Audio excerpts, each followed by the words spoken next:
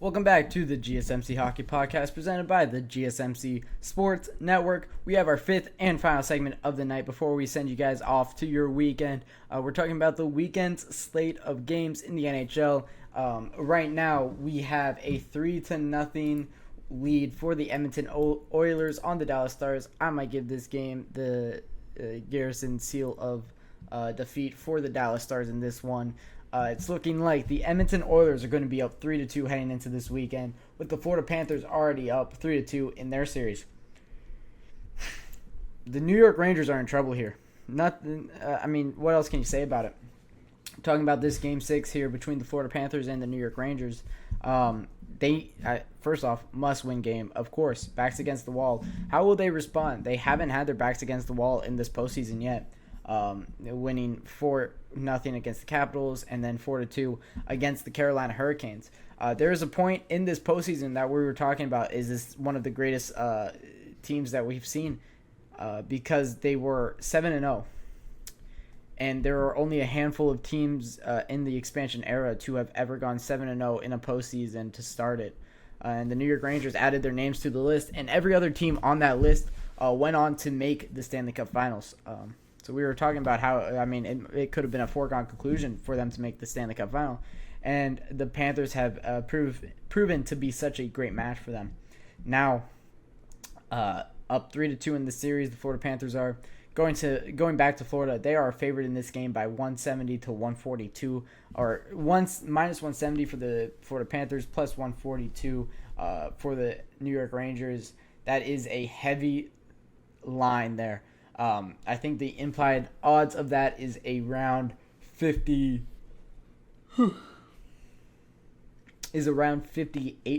if I'm not mistaken, is the implied odds for that, meaning the Las Vegas is giving the Panthers a 58% chance to win this game over the New York Rangers. That's rough. That is rough, and you could really understand why. First off, it's in Florida here. They've already beaten the New York Rangers on home ice twice in this series. The Florida Panthers have played some very physical, very fast hockey, and the Florida Panthers have won the last 2 games in a row in this series. For my sake, I want to see this series go to 7.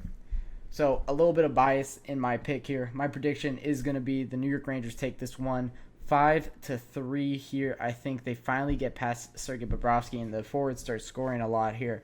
I think that might set them up nicely for the Game 7. Of course, I don't like the New York Rangers. I just say I would like to see them win because I want to talk about the series more, and I would love to talk about a Game 7 in this one. I think that would make for fantastic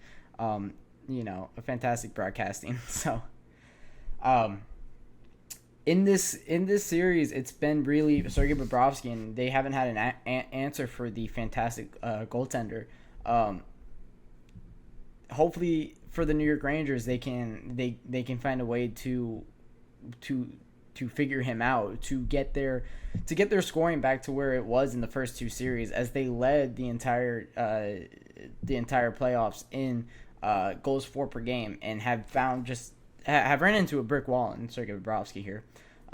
So for the New York Rangers, they need to figure it out there offensively. Their defense have been amazing, and of course Igor Shesterkin has been amazing. So for the Florida Panthers, they're going to need to keep playing very fast, keep playing very physical. Their style of hockey has gotten them to this point in this series. For New York Rangers, they need to figure out how to knock them off of their style of hockey. Maybe punch back a little bit, but you don't want to feed into that physical nature of the Florida Panthers. That's when they're at their best. So it's tough. It's tough for the New York Rangers to figure out where they need to be in this series, figure out how to, figure them out before they have their foot out the door.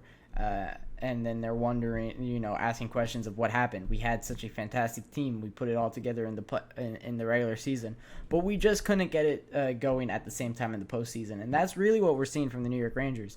Artemi Panarin has been great this entire series.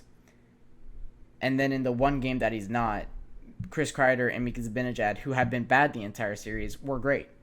They need to figure out a way to get consistent team goals and to win consistently, as a team instead of winning by individual players. So that's what I'll say about the New York Rangers. I think that they will win in this Game 6, force a Game 7 here on Monday that we will get back to when we do come back on Monday. But on the other end, it is the Dallas Stars versus the Edmonton Oilers on Sunday here, as I called that Game 5 to be pretty much done and dusted. Now you have Game 6 in Edmonton for the Dallas Stars. Same thing that's going on in the Eastern Conference Final. Same thing that's going on in the Eastern Conference Final. It's going on in the Western Conference Final. It is the Edmonton Oilers up 3-2, now going back to home ice up. And I do think the Edmonton Oilers hold a little bit more advantage on home ice than the Florida Panthers do. Rogers Place has been electric all postseason. But for the Edmonton Oilers, they're getting production out of every aspect that they need to get production from. Of course, I was going to come in here and talk about how their power play has been awful in this series, and they got to get that going because their 5-on-5 is never really that great, and they can't win series 5-on-5. Well, their power play got it going. So, I mean, what do you want from this team? Better defense? Their defense has been really good. A few unlucky bounces have gone their way. We're talking about that Darnell Nurse goal that went the other way. It's very, very unfortunate. And, what are you going to do about that situation, right? So, for the Edmonton Oilers versus the Dallas Stars, you have a very evenly matched up series that has been very exciting. But it goes back to Edmonton, and you got to figure Edmonton's favored in this one. I want to say the Dallas Stars in this one. My original prediction of the series was Stars in 7. So if they win this one, I would feel really good about that original prediction. But I think the Edmonton Oilers might take this Game 6 here. And I think that this would be... If the Edmonton Oilers were to win this series, this is how they kind of have to do it. They have to win in the Game 5 and then take Game 6 back at home ice and close them out there because I'm worried about a Game 7 back in Dallas, right? You have gotten such great production out of Connor McDavid this entire series. I mean, he's been lights out. He has probably over 10 points in this series alone. He is the leading point getter in the entire playoffs with 28. And, I mean, almost all of that is in assists. He has only 4 goals, so 24 assists. Him, Evan Bouchard, Leon Draisaitl are the top 3 players in assists in the postseason. I mean, all of these stat pages are just so funny. When you're talking about goals, it's Zach Hyman and Leon Draisaitl, the top 2. When you're talking about points, it's Connor McDavid, Leon Draisaitl, Evan Bouchard, and then a tie for 4th with Ryan Nugent-Hopkins, another Oiler, Vincent Trocheck, and Matthew Tkachuk. And then tied for 7th, Zach Hyman. So, all... I mean, what do you want from this team? They're getting production from from their top guys and getting production heavily from their top guys. I mean, they are your by far and away leaders in the postseason in points. 4 of the top 4 players are Edmonton Oilers. I mean, what more could you want from them? Maybe a goaltender that can keep the puck out of the back of their net. But I mean, I talk so much trash about Stuart Skinner. He's been lights out in this game. The Dallas Stars have been very disappointing in the game that they're playing right now. Only 11 shots on goal in the first 2 periods. You're going to expect they take a lot of shots on net in the 3rd period. But we'll see how that plays out. With Stuart Skinner going 11 for 11, posting a shutout so far. I just said the word, so he's not going to keep it up. But very impressive from what Stuart Skinner has been able to do. Hasn't allowed a goal in, 80 minutes of hockey? Sounds about right? Yep. About 90 minutes because he gave up those 2 early goals in the first period in the Game 4 and hasn't given up a goal since. So I said that they had to go to Calvin Pickard, and I was proven wrong by the Edmonton Oilers coaching staff. It's been very impressive that they've kind of stuck with their guy, and they're kind of riding him out until he, he loses them a series. And he hasn't yet. Posting a shutout in a Game 5 in probably the most important game for the Edmonton Oilers in the postseason. What more could you want from him? Of course, he's not on any of these stat sheets for top goaltenders in the postseason, but he's still been pretty impressive for the Edmonton Oilers because they've needed him to be impressive. Of course, the forwards have been lights out. I mean, when they're scoring at an unbelievable rate. They lead all the remaining teams that are active in the postseason in goals for per game at just above a 3.6 goals for per game, only trailing the Colorado Avalanche, whose numbers are inflated from that Winnipeg Jets series, and they're not even in the playoffs anymore, so they don't count. But I mean, they're letting up a lot of goals is their problem. They let up the most goals against of any team that is still in the playoffs. The only teams that let up more are the Jets, the Kings, the Lightning, the Islanders, the Capitals. All 5 of those teams lost in the first round.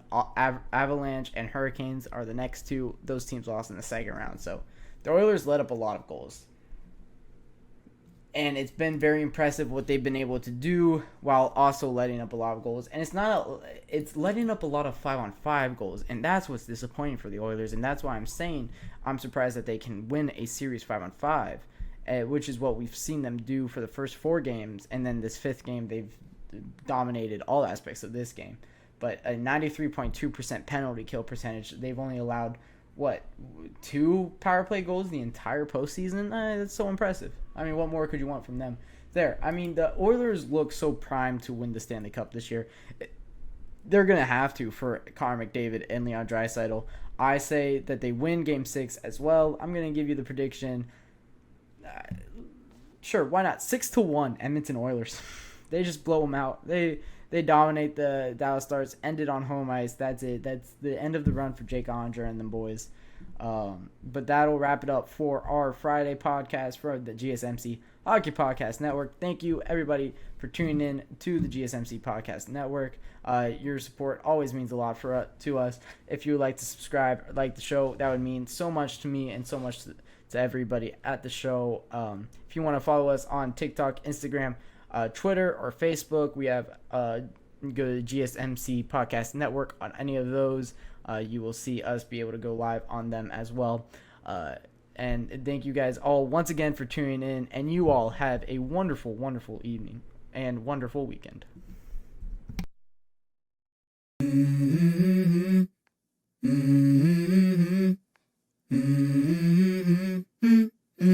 Let's go.